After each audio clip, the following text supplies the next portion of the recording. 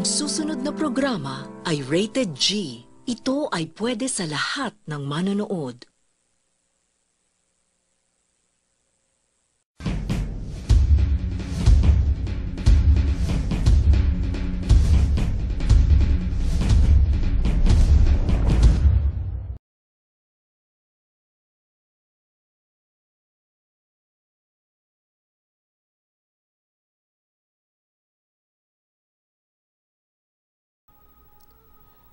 Madilim, masukal, tahimik, at mapanganib.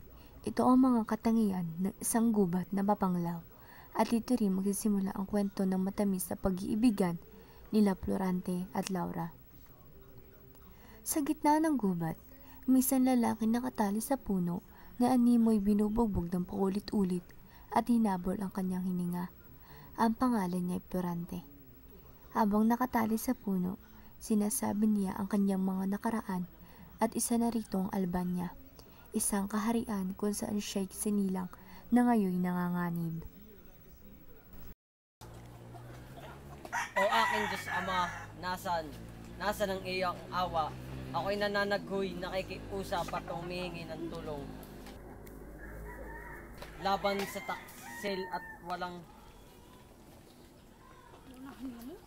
awang si Adolfo.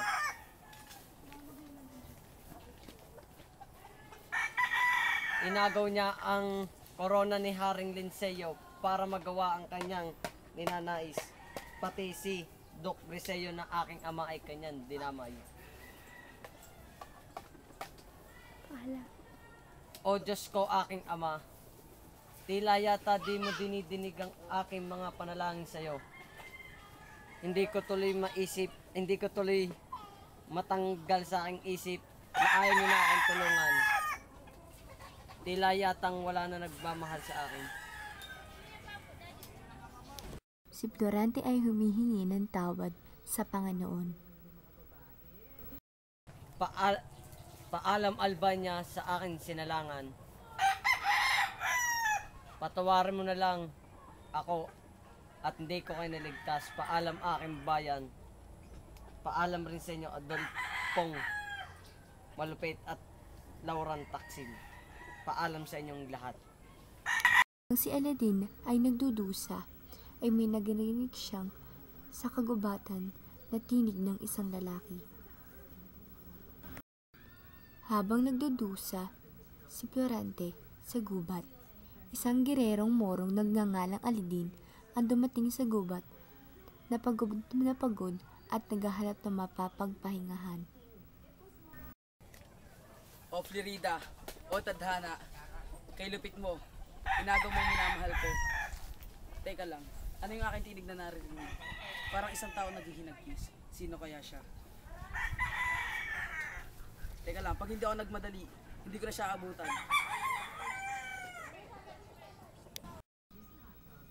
Habang tumatakbo ay hinahawin niya ang mga sagabal sa pamamagitan ng kanyang kalis. Nang makita niya ang nakagapos ay napansin niya may nakapalibot ditong 2 leon. Siya ay naghanda at nilusob ang mga leon. Pagkatapos niya mapatay ang 2 leon ay pinakawalan niya si Florante.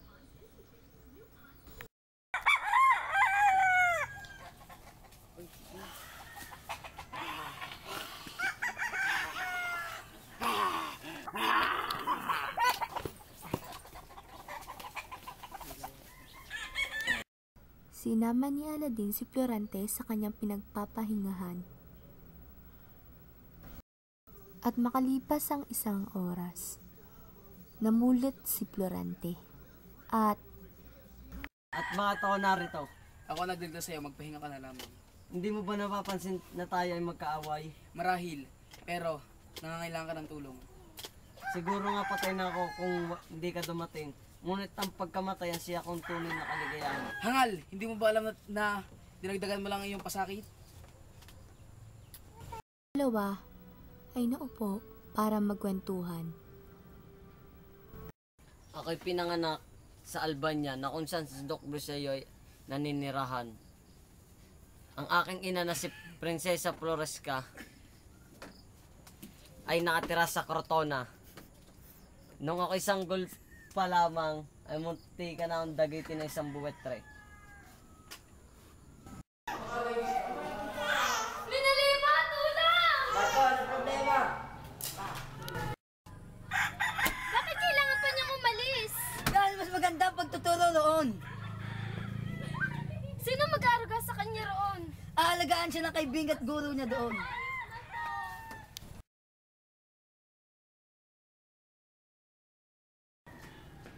Maligayang pagdating nga pala, Florante. Ako nga pala sa Antenor at ako magiging guro mo dito sa Atenas. Salamat po. O bakit tila kayo ng pagmata? Ako kasi umalis sa Albania. Hayaan mo, lilipas din yan. Sa isang buwang pagtigil ni Florante sa Atenas, ay kapansing-pansin na palagi siyang tulala at di makakain. Isang araw, habang naglalakad si Florante, ay nakasabay niya si Adolfo, ang kanyang kababayan. Napansin niya ang pinong pagkilos nito.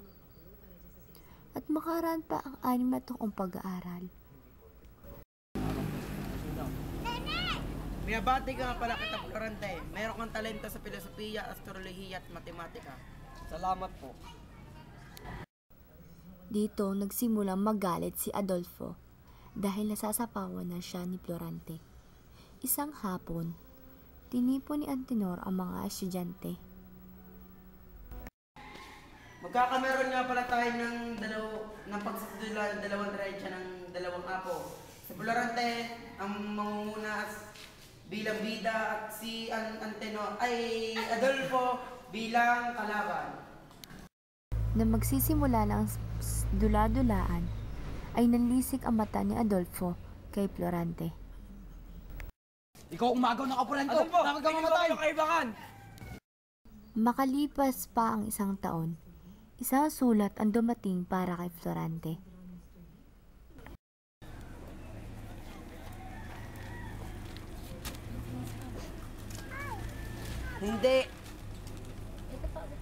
Hindi mahal na ina, bakit mo ako iniwan? Hindi lamang tayo nagkita sa matagal na panahon. 2 buwan pa si Florante sa Atenas bago dumating ang kanyang sundo. Maestro, paalam na po. Florante, lagi mo tatandaan, mag-iingat ka kay Adolfo. Mag-iingat po ako. Hindi ko makakalimutan ang inyong bilin. Minandro, kumahan mo si Florante sa Albania.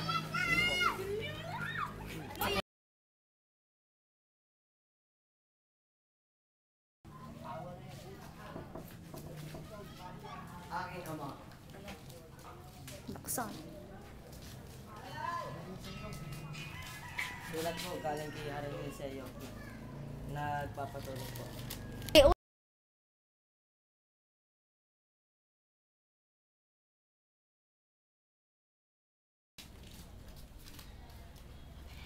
Haring Eliseo, ang aking anak na si Florante. Ang binara sa akin panaginip. Siya ang papalis sa akin trono, bala. Nga pala, papadala kita sa kung mapunta sa karton. Tulungan mo ngayon mga ninunulo. Inaasahan kong iyo. Salamat po sa support. Kasilayan ni Florante si Laura sa hardin ng palasyo. Maaari ko po bang malaman ang pangalan ng magandang binibining iyon? Yun nga pala ang aking anak na si Laura. Sige, mauna na kami ng iyon dati at kami mag-uusap. Pumasok na si Haring Linceo sa palasyo at nilapitan naman ni Florante si Laura. Magandang umaga, prinsesa. Kanina patang napapansin. Magandang umaga rin, Florante.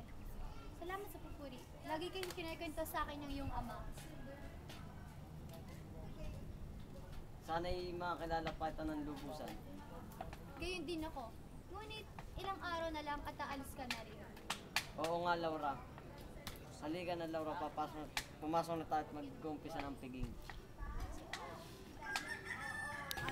Pagkatapos ng 3 gabing piging, Magandang gabi sa iyo, Florante. Dahil ka na maghanda para bukas. Maraming salamat po. Magandang gabi rin po. kinabukasan, Handa ka na ba? Wala yung iyong lalakbayin. Sana ako ang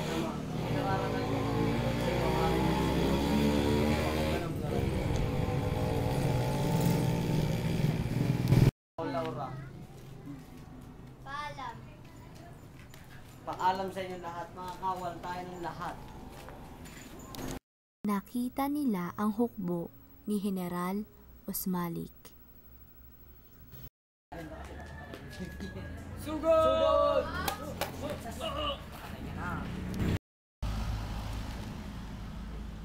Nanalo tayo, mabuhay ang Albania. Mabuhay! Mga kawal, babalik tayo sa Albania. Sa pagbalik nila sa Albania ay may nakasalubong silang mga dibinyagan na may dalang isang babae.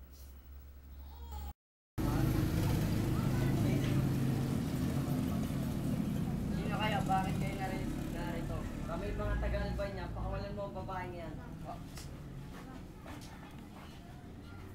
Mawalang galang na binibini, maaari ko bang malaman ang iyong pangalan? Ako ito, Florante, si Laura. Laura, bakit ka nandito? Gusto ko lang malaman. Gusto ko lang malaman ang iyong kalagayan. Salamat sa pagkabala. Kamusta ka? Sana'y naging mabuti ako. Mabuti naman ako, pero kailangan ko ng tulong mo. May isang bahay dito malapit na pinagtataguan ng mga Morong kumidnap sa aking ama. Tulungan mo siya. Paano kung Ako na ang bahala. Ililigtas ko ang iyong ama. Sabot ang aking mga kaya. salamat, Florante? Nanalo ulit tayo. Salamat naman na dumating ka, Florante. Ginawa ko lang ang aking tungkulin. Umuwi si Florante sa Albania na nag-iisa. Pagdating niya ay pinarigiran siya ng mga kawal ni Adolfo. Ano ang ibig sabihin mo? Sumama ka na sabi kung ayaw mo saktan. Kumusta na, Florante? Tagal na tayo hindi nagkakausap. Pintuhan mo naman ako. Walang hiya ka. Anong ginawa mo kay Laura? Huminahon ka. Maayos ang kalagayan niya. Ngunit, ikinalulungkot ko, ang iyong ama na si Doc Rosello ay pumanaw na. Papatayin kita. Mga kawan, alisin niyo ang tao yan sa harapan ko.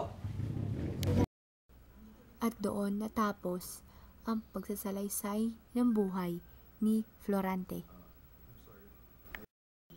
Samantala, sa kabilang bahagi naman ng kagubatan, Masakal, saan mo ako dadalhin? Sumama ka na lang. Itigil mo yan!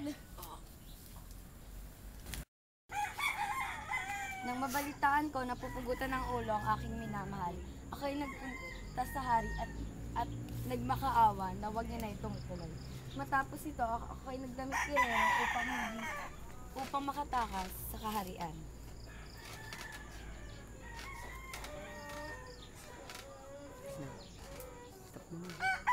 Ano ba nag-uusap? Oo. Tara, hanapin natin kung saan ito nagmumula. di na nakatiisip Florante at Aladin.